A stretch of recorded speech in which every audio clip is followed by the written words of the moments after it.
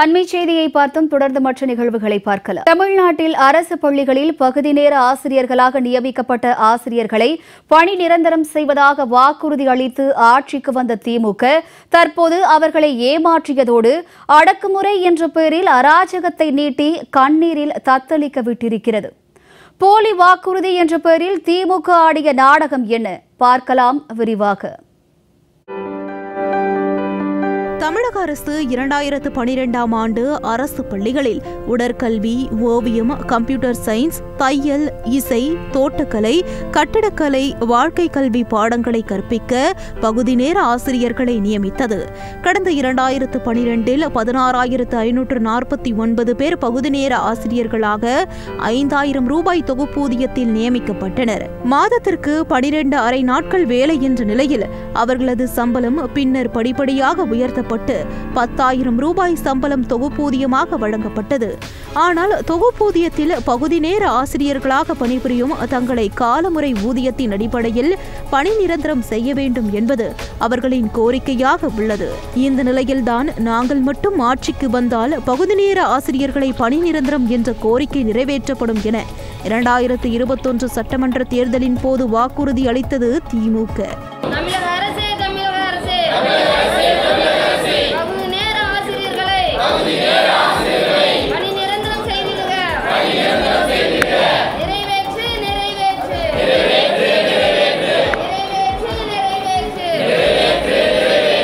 தேர்தல் வாக்குறுதி என்ற பெயரில் திமுக ஆடிய நயவஞ்சக அரசியலை பகுதி நேர ஆசிரியர்கள் புரிந்து கொள்ளாமல் போனதன் விளைவு 2021 சட்டமன்ற தேர்தலில் வெற்றி பெற்று திமுக ஆட்சியில் அமர்ந்தது. திமுக ஆட்சிக்கு வந்துவிட்டது, தங்களின் கோரிக்கைகளை நிறைவேற்றிவிடும் என ஆவலோடு எதிர்பார்த்து காத்திருந்த பகுதி நேர ஆசிரியர்களுக்கு இறுதியில் ஏமாற்றமே மிஞ்சியதுதான் வேதனையே. அறிவிப்பு வரும் என ஓரிரு ஆண்டுகள் அமைதியாக காத்திருந்த பகுதி நேர ஆசிரியர்கள் பொறுமை இழந்து போராட்ட களத்தில் இறங்கினர். 2023ஆம் ஆண்டு சென்னையில் உள்ள பள்ளி கல்வித்துறை வளாகத்தை முற்றுகையிட்ட பகுதி நேர ஆசிரியர்கள் தொடர் உண்ணாவிரத போராட்டத்தில் ஈடுபட்டது ஒட்டுமொத்த தமிழகத்தையும் அதிரச் செய்தது. அவர்களின் இந்த உண்ணாவிரதம் 10 நாட்களை கடந்தும் தொடர்ந்த நிலையில் பலரது உடல்நிலை மோசமடைந்து மருத்துவமனைகளில் அனுமதிக்கப்பட்டனர்.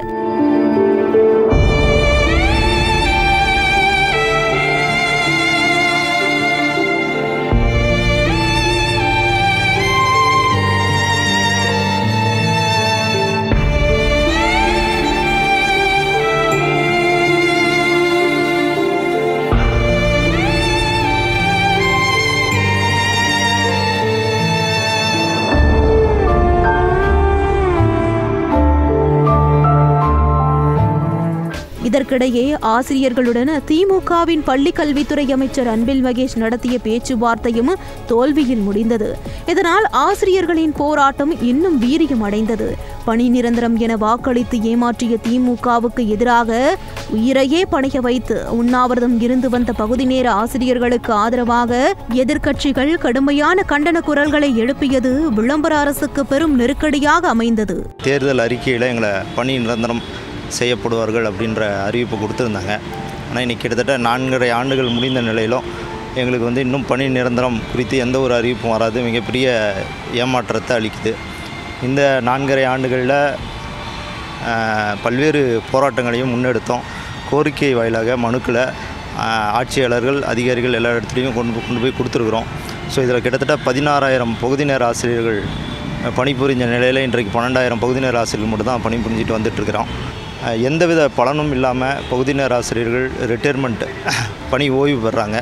அதே போல் பணி ஓய்வு மட்டும் இல்லாமல் மருத்துவ வசதி இல்லாமல் பகுதி நேர ஆசிரியர்கள் சில பேர் இறந்தும் போயிருக்கிறாங்க. ஸோ இந்த மாதிரி ஒரு இக்கட்டான சூழ்நிலையில் பகுதி நேர ஆசிரியர்கள் பணிபுரிஞ்சுக்கிட்டு பள்ளிகளில் ஒரு அங்கீகாரம் இல்லாமல் பகுதி நேரமாகவே இந்த 14 ஆண்டுகள், ஏன்னா மாணவர்களுக்கு அத்தியாவசியமாக தேவைப்படக்கூடிய கல்வி இணை செயல்பாடுகளை கற்றல் செய்யக்கூடிய ஆசிரியர்களாக இருக்கிற பகுதி நேர ஆசிரியர்களை பணி நிரந்தரம் செய்து கிட்டத்தட்ட 12,000 குடும்பங்களை இந்த அரசு மீட்டெடுக்கணும் அப்படின்றத எங்களோட கோரிக்கை வச்சிட்ருக்கிறோம். அதே நேரம் போராட்டத்தை கைவிட்டு வகுப்பறைகளுக்கு திரும்புமாறு அரசு எவ்வளவு கூறியும் ஆசிரியர்கள் அதை ஏற்பதாக இல்லை.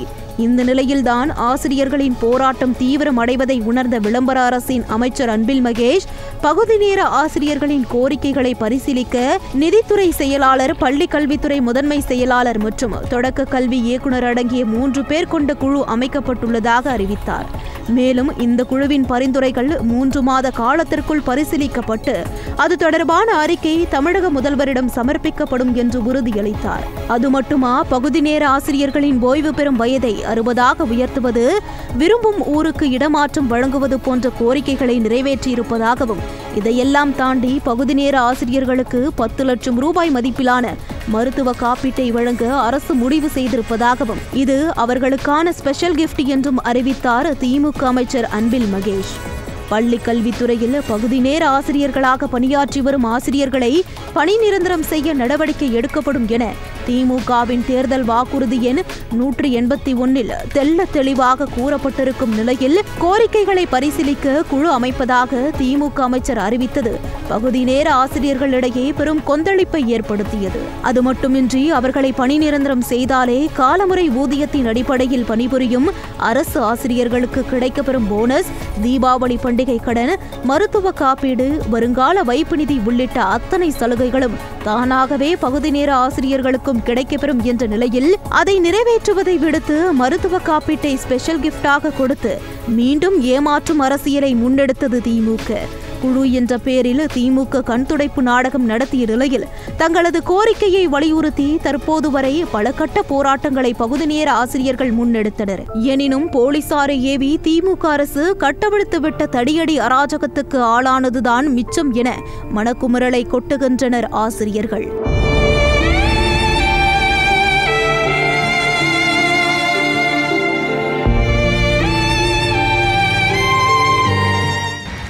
பதினான்கு ஆண்டுகளாக குறைந்த ஊதியத்தில் பணியாற்றி கொண்டு இருக்கக்கூடிய பகுதி நேர ஆசிரியர்களை பணி நிரந்தரம் செய்வோம் என்று திமுகவுடைய கட்சியினர் 2021ஆம் ஆண்டு தேர்தல் வாக்குறுதியில் 181 தெரிவித்துள்ளார்கள். தொடர்ந்து 4 ஆண்டுகள் 6 மாதங்கள் நிறைவுற்ற நிலையில் எங்களுடைய கோரிக்கைகளுடைய நிலை முடிவு பெறாமல், தொடர்ந்து எங்களுடைய கோரிக்கை முற்று பெறாமல் பகுதி நேர ஆசிரியர்களாக நாங்கள் சிரமப்பட்டு வாழ்க்கை நடத்தக்கூடிய ஒரு அவலநிலையில் வாழ்ந்து கொண்டிருக்கிறோம். பள்ளிக்கல்வித்துறை அமைச்சர் அவர்களையும் பல்வேறு முறைகள் சந்தித்து எங்கள் கோரிக்கைகள் குறித்து நாங்கள் அவரிடம் கோரியுள்ளோம். அதே போன்று எங்களுடைய ஆசிரியர்களுடைய உணர்வுகளை மதித்து பல கட்ட போராட்டங்களையும் நாங்கள் முன்னெடுத்து இந்த அரசினுடைய கவனத்தை ஈர்க்கும் விதமாக எங்களுடைய முயற்சிகளை செய்திருக்கிறோம். இந்த அரசு உடைய காலம் முடிவரக்கூடிய நிலையில் எங்களுடைய கோரிக்கைகளை விரைந்து நிறைவேற்றிட கேட்டுக்கொள்கிறோம். 2021 சட்டமன்ற தேர்தலுக்கு முன்பாக உங்கள் தொகுதியில் ஸ்டாலின், விடியல் தர போராறு ஸ்டாலின் போன்ற நாடகங்களை திமுக அரங்கேற்றி வந்தது அனைவரும் அறிந்ததே. அதன்படி பொதுமக்களை நேரில் சந்தித்து அவர்களின் குறைகளை கேட்டறிந்து அவற்றை ஆட்சிக்கு வந்தவுடன் நிறைவேற்றுவதாக உறுதியளித்தது திமுக. அதன்படி தருமபுரி, கன்னியாகுமரி, மயிலாடுதுறை போன்ற மாவட்டங்களில் பகுதி நேர ஆசிரியர்களை நேரில் சந்தித்து கலந்துரையாடிய ஸ்டாலின் அவர்களை பணி நிரந்தரம் செய்வதாக வாக்குறுதி அளித்ததோடு இந்த வாக்குறுதி திமுக ஆட்சிக்கு வந்த 100 நாட்களில் நிறைவேற்றப்படும் எனவும் உறுதியளித்தார். இது திமுகவின் தேர்தல் வாக்குறுதிகளில் 377வது வாக்குறுதியாக உள்ளது. அது மட்டுமின்றி 10 ஆண்டுகளுக்கு மேல் பணிபுரிந்தால் அரசு துறையில் பணிபுரியும் தற்காலிக பணியாளர்களை பணி நிரந்தரம் செய்வதாக திமுகவின் 153வது வாக்குறுதிகளில் தெளிவாக கூறப்பட்டுள்ளது.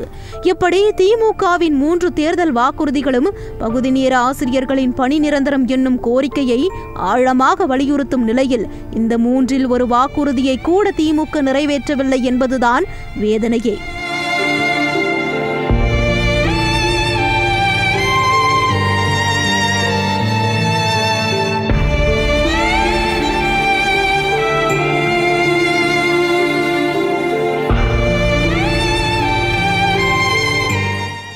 நாங்கள் பகுதி நேர ஆசிரியர். நாங்கள் வந்து ஃபஸ்ட்டு அப்பாயின்மெண்ட் பண்ணும்போது பார்த்திங்கன்னா 16,459 பேர் அப்பாயின்மெண்ட் பண்ணாங்க. இப்போதைக்கு பார்த்தா 11,700 பேர் தான் இருக்கிறோம்.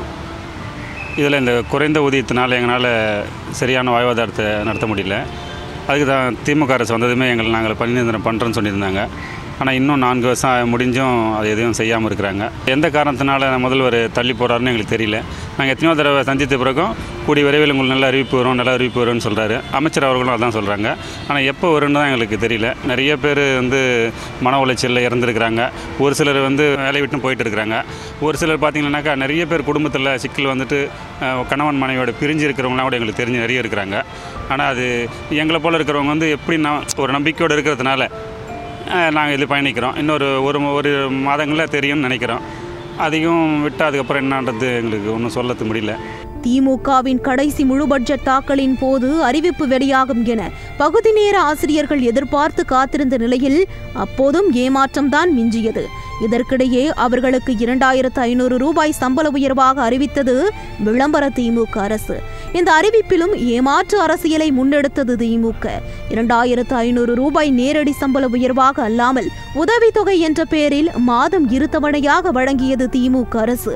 ஆனால் கிடைக்கும் சொற்ப சம்பளமும் தாமதமாகி வாழவே வழியின்றி தவிப்பதாக மனக்குமுறலை கொட்டுகின்றனர் பகுதி நேர ஆசிரியர்கள். திமுக ஆட்சியில் விலைவாசி உயர்வு என்பது உச்சாணி கொம்பில் ஆடிக்கொண்டிருக்கும் சூழலில் மின்கட்டணம் செலுத்தவே மக்கள் பர்சனல் லோன் போட வேண்டிய கட்டாயத்துக்கு ஆளாகி கிடக்கும் நிலையில் 12500 ரூபாய் சம்பளத்தில் வாழ்வை நடத்துவது என்பது பகுதி நேர ஆசிரியர்களுக்கு நரக வேதனை என்றே சொல்ல வேண்டும். அரசு ஏற்றுக்கொண்டுள்ளது. அதற்காக ஒரு குழு அமைத்தது. அந்த குழுவில் இது நாள் வரை ஜனவரி மாதம் அமைத்த குழுவானது இது நாள் வரையிலும் இன்றும் ஒரு நடவடிக்கை எடுக்கவில்லை. எங்களுக்கான நியாயத்தை கருத்துக்களை எடுத்து கூறிவிட்டோம். இதில் வந்துட்டு காலந்தாழ்த்துவதற்கு ஒரு தேவையற்ற வீண் செயல் அது. இது யார் தடுக்கிறார் என்று தெரியவில்லை. இதற்கான காரணமும் எங்களுக்கு புரியவில்லை. ஆனால் நியாயம் என்று ஒத்துக்கொண்ட அரசு இன்னும் செய்ய காலதாமதம் ஏற்படுத்துகின்றது. ஒரே கல்வி தகுதி உடைய ஒரே பாட ஆசிரியர்களுக்கு சமவேலை சம ஊதியம் வழங்க வேண்டும் என உச்சநீதிமன்றம் தீர்ப்பு வழங்கி உள்ளது. அப்படி இருக்கையில் பகுதி நேர ஆசிரியர்கள் செய்யக்கூடிய அதே பணியை செய்யும் இடைநிலை ஆசிரியர்கள் மற்றும் சிறப்பாசிரியர்களுக்கு பேபாண்ட் லெவல் 10 படி 20,600 ரூபாய் என்ற அடிப்படை சம்பளம் வழங்கப்படும் நிலையில் பகுதி நேர ஆசிரியர்களை மட்டும் இந்த விளம்பர திமுக அரசு ஏமாற்றி வஞ்சித்து வருவது கடும் கண்டனத்துக்கு ஆளாகியுள்ளது. திமுகவின் இந்த போக்கு சட்டமன்ற கூட்டத்தொடரின் போதே எதிர்க்கட்சிகள் கண்டனங்களை பதிவு செய்த போதும் கூட வாக்குறுதியை நிறைவேற்றுவதில் எந்த அக்கறையும் காட்டாமல் உள்ளது திமுக.